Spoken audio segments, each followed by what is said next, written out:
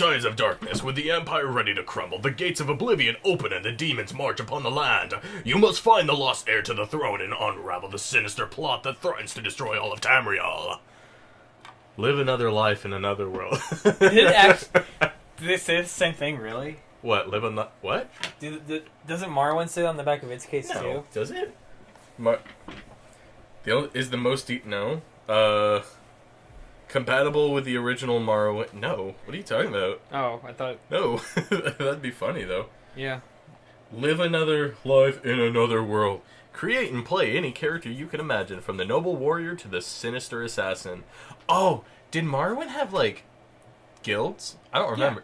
Yeah. Like, were they like Oblivion guilds? Yeah. They were awesome, too. That's what it said. Like, they had the Imperial Army, the Legion, which was basically another guild. It was like a more...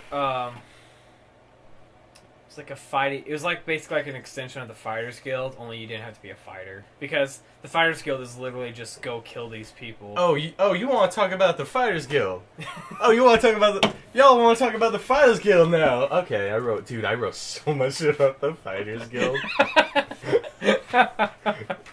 Remember when Oblivion was out, and even like, actually didn't Oblivion like get really popular like 2 years after it came out?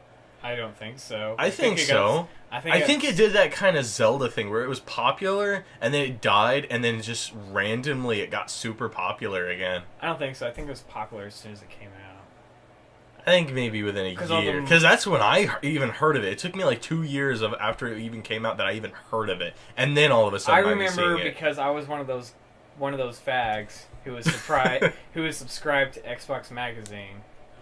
I remember reading about it, and I was looking forward to it, and I got the Game of the Year edition. So yeah, I got it like a year after it came out.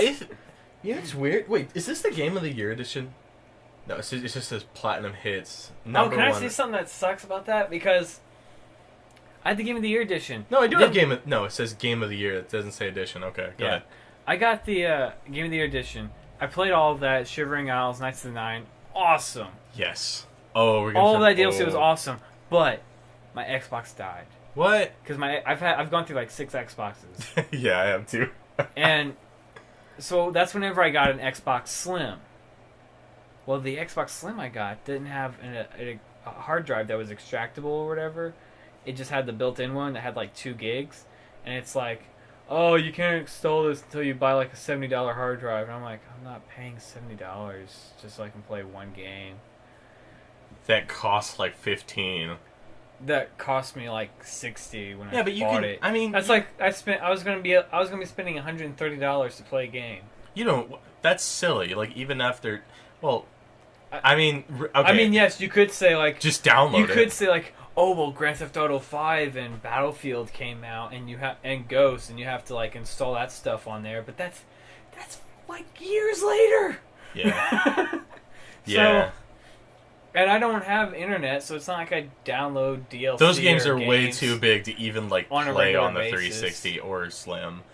They're like, yeah, I can't even get Grand Theft Auto 5 to play anymore. It just freezes my Xbox. Yeah, it's been frying Xboxes. That game does not. I think I paid $3, and I think I can just return it, or I can get a new copy. I'm not sure. I did something with. How did you pay $3? I don't know, right? I asked the guy at GameStop, and he was like, no, we do that for all our games. We always make sure that we ask people, do they want to put $3 down for a warranty, bring it in, we can just trade out the disc. No, you've never asked me that.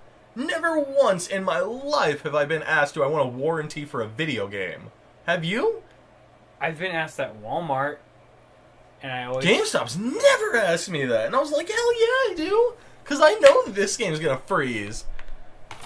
I've been asked that at Walmart, and I always say no, because it's a lot more than $3. Is it? How much? I don't remember. Some price I don't want to pay that's going to expire in a year. It's but like, I mean, $3 sounds like a good price. It's just I've never been told that. If my game breaks, it's more than like... Because I treat my games well. So... They're not going to break because of me. They're going to break because of the system or something like that. I treat my games so if that very happens, nice too. It's going to take like a year before it happens. And the warranty is only good for like a few months. So, no. Anyway, go on about the Fighters Guild.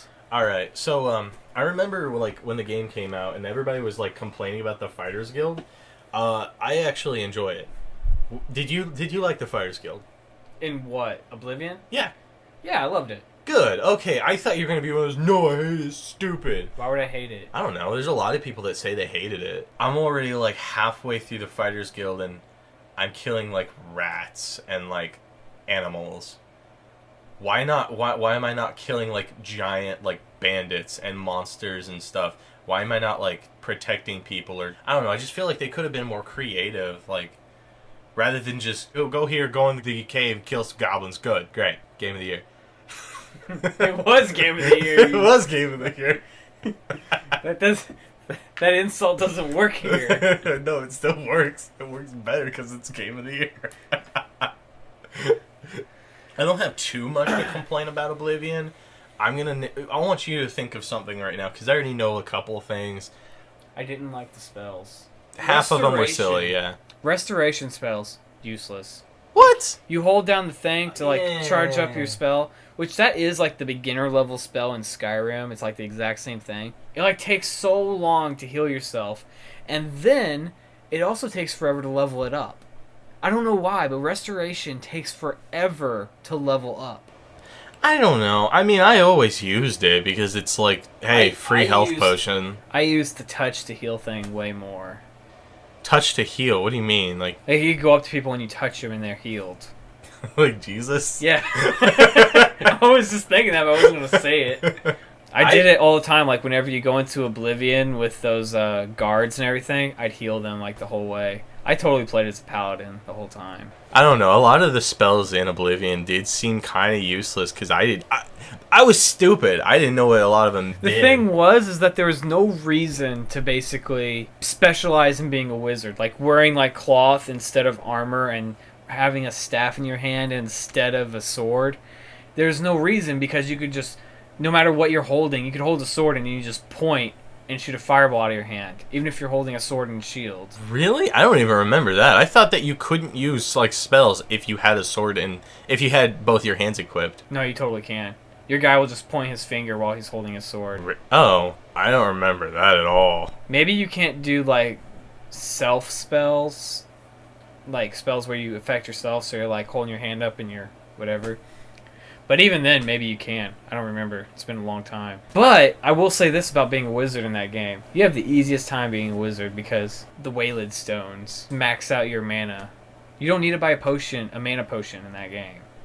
Why would you buy a mana potion in Oblivion?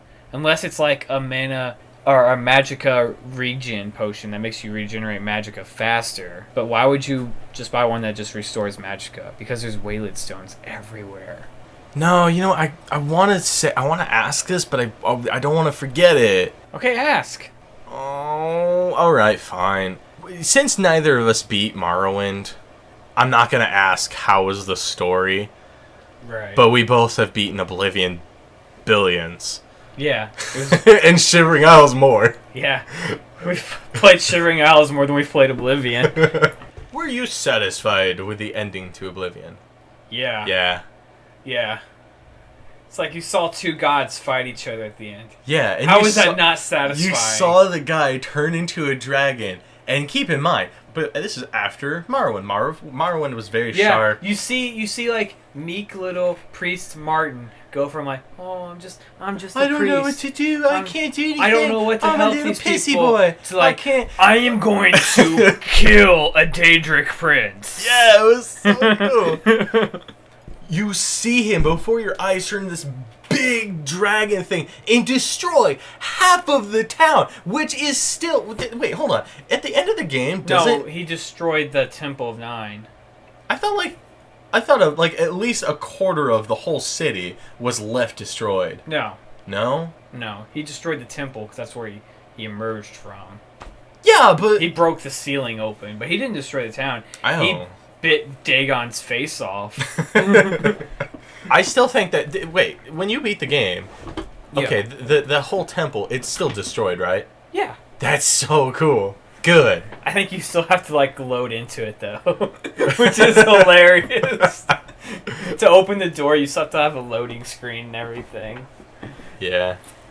But it's like it's open to the world now. Don't break my chair. What are you doing? I'm trying to get comfortable. I'm sorry. You're like putting your feet up and sitting on your feet in my tiny, tiny little chair. Yeah. You're gonna break my desk. Stop it. You're like leaning back. Oh, I'm sorry. Oh. You're gonna break my brand new desktop. It's a really nice computer you have there. It'd be a shame if something was to sit on it. One thing I love about Oblivion, you got rewarded really well for doing anything in that game, it felt like. Yeah. Like you close an Oblivion gate, you get a sigil stone, which is an enchantment for your equipment. Yeah. And it's super awesome. I remember the first time I played, I got a sigil stone that gave my sword a vampiric ability to where it basically drained their health and everything. Oh, I love sigil stones. I forgot how cool those things were. You could just make your weapons and name them whatever you want. I was a child, so I named them very inappropriate things. like my giant penis and like stuff. Troll effer. Because it wasn't just like you can just make whatever weapon at any time. You actually had to like do something really big and get a good reward. Yeah. You had to actually complete a goal. Mm-hmm. Skyrim, it's just like, now I have this weapon that's like 8 times powerful than anything else in the game. Oh, what's this brand new weapon? Who cares? Why even pick it up? Yep, pretty much. Whenever you get to that point in RPGs where you just end up selling more things and you do equipping them, that's when they start to get boring. You should never have a cap on weapons. Do you remember how hard it was to not find a weapon that was somehow better than your currently amazing weapon in Borderlands? Yeah. It's really... You're always finding something that's better. Yeah. Always. It's like, oh, this gun's really cool. An hour later, you have a new one. Yeah. This sniper rifle shoots 80 bullets. This one shoots 81. Well, that was great. Borderlands does it right. What else about Oblivion? Best DLC of any game ever. Yes. Period. Oblivion has the best DLC. Period. Like let's start with the one that's not as hype as Shivering Isles. Knights of the Nine.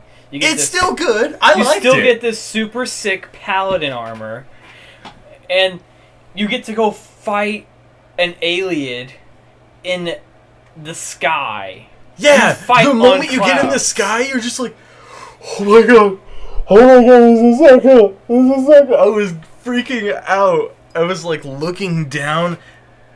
I've reloaded that part so many times just so I can look at the world. When he dies, you steal his claymore right before you teleport away. What? And then you have it. Well, damn, now I'm going to have to replay through the game. It was super cool. You unlocked a whole new faction and followers, and you got to fight the ancient aliens, because you see their ruins all the time, but you never fight them. What? Oh, man. I just had an epiphany. What? I just realized something. What? So do you remember killing that alien king? You had to kill him in real life. I barely remember. What do you... All right, listen here. I remember fighting the giant deer thing. Or, I'm sorry, not fighting him, and then finding out that's what you're supposed to do is not fight him. You kill him in real life, and then you go and fight him in the clouds, and that kills him for good. What does that sound like? Alduin. Huh. You kill Alduin in real life, then you go to Valhalla, and you kill him there. So even that one is really, really short, but it's super awesome. Then you have Shivering Isles, a whole new world, and you get to see Shergorath. It's a whole new... Oh man, I wish JonTron was here to like just a whole new plane of Oblivion. And you get to fight the White Knights, and you can get their super sick crystal swords. Yeah. And you can get all this weird armor. Like, you get armor that's made from amber, which is like tree fossils. Duskfang and Dawnfang. The coolest sword in the world. Yeah. Oh my gosh. Wait. Final mission in a Skyrim, or not Skyrim, Oblivion, Shivering Isles, where you had to like choose which side you're on, and there's that dark elf chick or whatever with that badass it was a hammer. It was like a hammer, and it was from the inside out, it was crystallized. I'm going to have to find a picture of that, because that is the most beautiful weapon I've ever seen in my entire life. It's literally like a bunch of blue crystals that are just like spiking out, and it has like a staff attached to it, and that's the hammer. It has like a bunch of lightning damage and everything. I remember so hard. I was like, I really, really don't want her to die. But I really want that hammer. So, sorry. Well, you have to kill both of them eventually. They both die. Do you? Yeah. I don't even remember that. Because eventually the other one wants to get revenge. Oh, by the way, spoiler if you're not, but you should play it anyway, regardless. Spoiler alert on a game that's years old. Yeah, but I mean, I still have friends who are like, "No, I've never played Oblivion." Well, screw your friends. Yeah. Even though they make up the majority of our subscribers. That is true. Like 90% of my friends are our subscribers. Yeah, my friends are all jerks, and they don't do that. They like our Facebook page. Your friends like our Facebook page. My friends actually subscribe. Yeah. Okay, one thing I hated about Oblivion. I didn't at first, but then after so many of my friends started telling me, I was like, yeah, I understand. I don't actually hate it, but I understand where they're coming from. How blasé and boring are the characters' like designs? Think of Morrowind, when there was a lot of like tattoos and makeup and like pointed ears. Everybody in Oblivion's just like the same character model, just like with a freaking tail. And this one's like got a bluish tint. That was so boring. Yeah, it didn't bother me for the first like 4 years I played it. Going back to things I like about Morrowind. Going back to things I like about Morrowind. The face tattoos were the greatest. Yeah, it's very especially for accurate. The Dark Elves. Yeah. The Dark Elves, dude, their face tattoos were the sickest. Who didn't pick a Dark Elf when like playing Morrowind? Did you? I did. Yeah, I did too. Either a Dark Elf or an Imperial. Also, I never once not played as a Dark Elf in Oblivion. I was always a Dark Elf. Because Dark Elves are invulnerable to fire. And that's super good. I remember in Oblivion I first played through as an Imperial because that's usually who I play through as first. I wanted to play as one in Skyrim, but I was like, yeah, but I'm really, really learning. I like the whole like history and lore of like Vikings and Nords, so I'm gonna be a Viking/Nord. So yeah, I always pick Imperials because they're like the best at making money. I was about to say something really bad. They always have like a plus 10% barter skill, or they have a charm ability, which was really useful in both Oblivion and really, really useful in Skyrim when you want to like have that achievement for like marrying Skyrim, and having sex. I didn't remember this, but Skyrim doesn't have the like charm, the speech thing to where you actually had to convince people to do things. They just have like intimidate or persuade, which is like I don't even remember that. It's just like it's not like an actual thing that you remember in Oblivion. You had to figure out. No, I remember that. You had to figure out like what a person actually likes, and then choose like what to say to Well, yeah, them. you didn't actually have to. Yeah, you only had to do that once, and then you just like flip your analog stick and be like, all right, which one pisses this dude off? How are you today? Ugh, you're gross. It's silly, but like... Yeah, you can't do that in Skyrim. They should have made some sort of like bribe skill. Imperials are far less useful in Skyrim. I just never realized that. It makes me sad. Like, they still have the charm ability, which calms people. Or is it just calm now? I don't know. But like I never picked an Imperial. I was always like a Nord. But yeah. I was always like... my first couple playthroughs on Skyrim, I was like a badass Nord dude. Then I was like... I have to say this. Why would you pick High Elf ever? Because yeah, it's like they're super good at magic. They have a super big mana pool and everything, but they're super weak to magic. So are Dark Elves. They have 100% weakness to magic. Dark Elves are... Oh my gosh! Why would you do that? You're gonna get hit by like a static shock. Somebody's gonna rub their feet on the carpet. Static Shock, the super awesome like old black cartoon character. No, I mean like somebody's gonna like rub their feet on the carpet and then walk up to you and be like, and just like, and then your high elf is gonna die. No! And just fall over. Yeah. It's alright. I don't think it distracts. You're like, magic, my one weakness, and my greatest strength. Like Superman? What? I don't know. The sun. Superman is weak to magic. I'm thinking about the sun. Like, the sun is like his greatest. It's how he gets powerful, but it could also be used against him. I don't know. But, anyway, what else was we gonna say about Oblivion? I like the design of the weapons and the armor. Not just Duskfang and Dongfang and the giant thing, but the variation of, like, remember there was like 40 different types of arrows? Yeah. And they all had you could find already magic arrows and stuff. And you could find magical arrows. They stopped doing that in Skyrim too. You could have like glass arrows. I mean, you can do you could have different arrows in Skyrim. Yeah. But Oblivion had like, this one does frost damage, this one does lightning, and this is an ebony, and it was like there was like 40 different types. No, something that doesn't make sense to me in Skyrim is like, how come I can't take a soul gem and just like enchant 20 arrows? And like the greater the soul gem is, the more arrows I can enchant. You know what I mean? Mm-hmm. Or something like that. Something to that extent. Like, you know what it could do? It could be just like how in Skyrim, how the better you make the enchantment, the less charge it has. So the better you make the enchantment, the less arrows it is enchanted to. It could just be like that. See, that's just it. I made the game mechanic in my head right now. And they didn't do it. They decided, no, making cheese fondue is way more important. Yeah. Of course, you know why they probably didn't do it. They're like, everybody's just going to make a paralyzed arrow. And yeah, why not? That's not game breaking at all. If we love it, then make it. Just make the paralyzed arrow super expensive to where like you spend $1,000 soul gem and you only have 5. Yeah, sure, why not? Yeah. It's like, it's just that easy. You just nerf it somehow.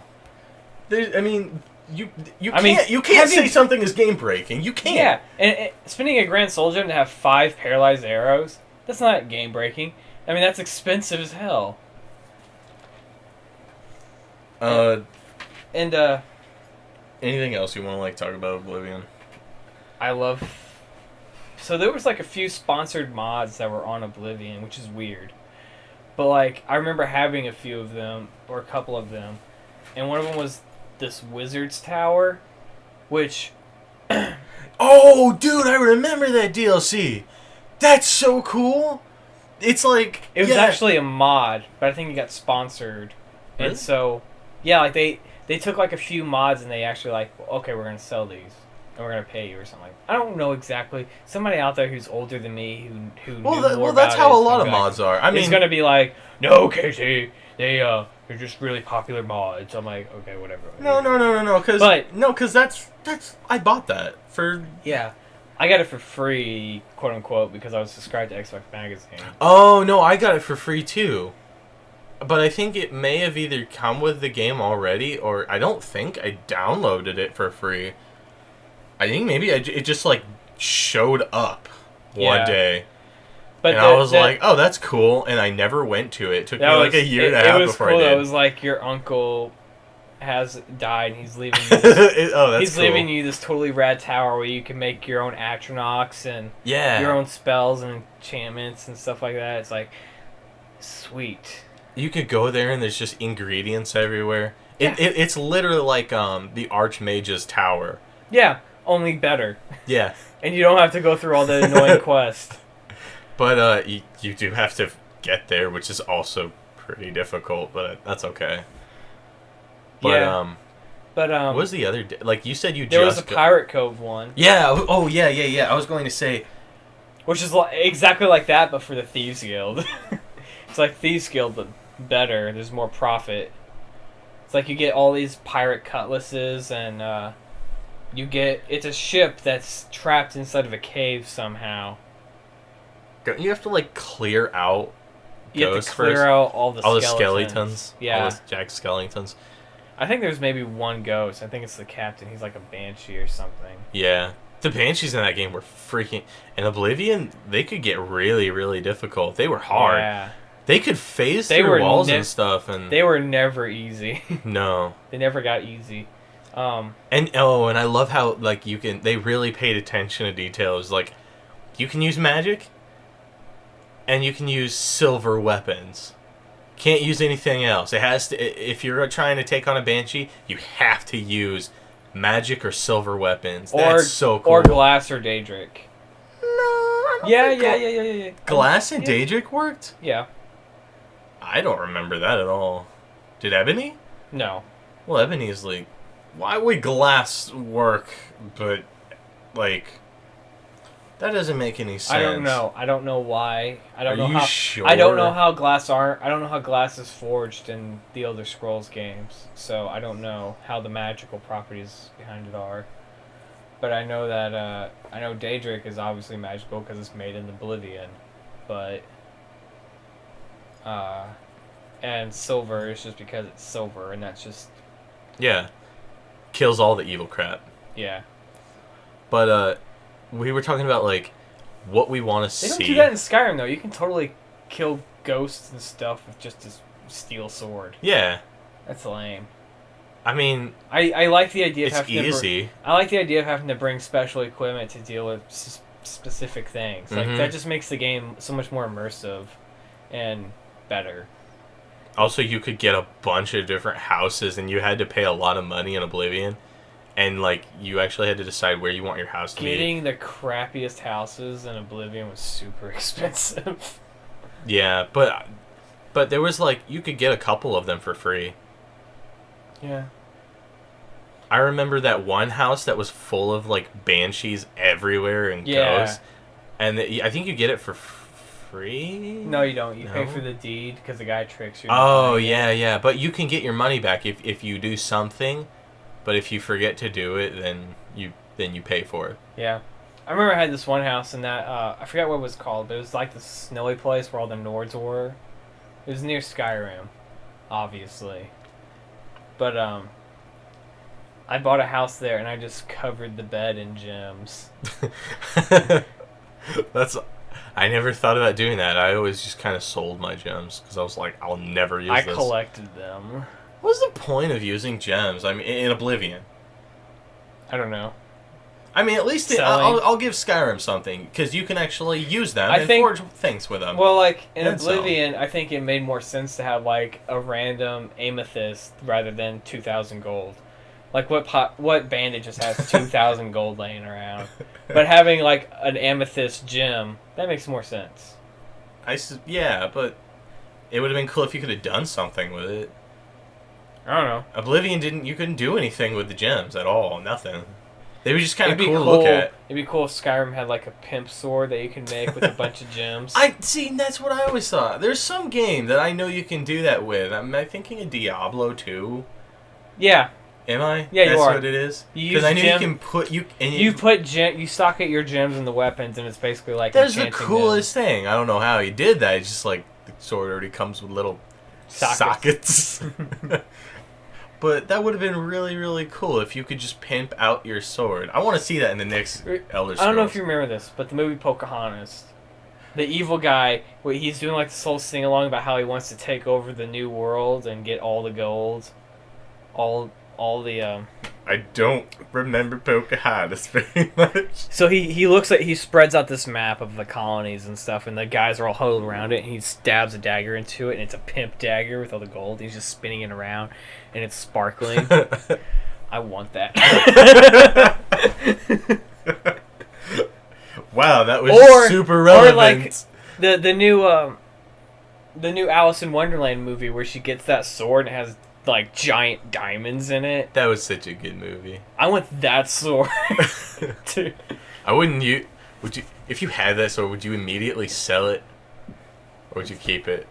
Keep it. Depends on what I needed to sell it for. I think I'd want to kill something with it and then sell it. Because I mean, it's a sword. You gotta use it somehow. Just to say you did. Well, no, you can't say you did, because if you're gonna kill it'd have to be something that you can kill. Yeah. And say you did. Anyway, I would probably purposely provoke people and get them pissed off at me. Then I could kill them, and it'd be a self-defense. I'd feel bad about it, but I'd be like, it's worth it because I mean, I get to say, never mind. I'm not gonna talk about me murdering people anymore.